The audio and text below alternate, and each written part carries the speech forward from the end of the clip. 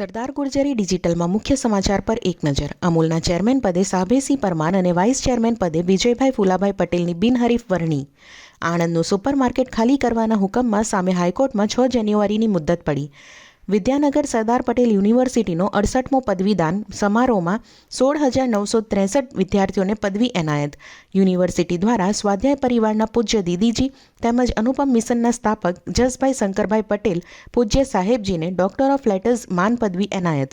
આણંદ શહેરમાં સલાટિયા ફાટકથી હાઈવેને જોડતો 3 કિલોમીટરના માર્ગનું 1.25 કરોડના ખર્ચે નવીનીકરણ કરાશે. ખેડાના મહીજ ગામની હાઈસ્કૂલમાંથી થયેલી કોમ્પ્યુટર ચોરીનો ભેદ ઉકેલાયો.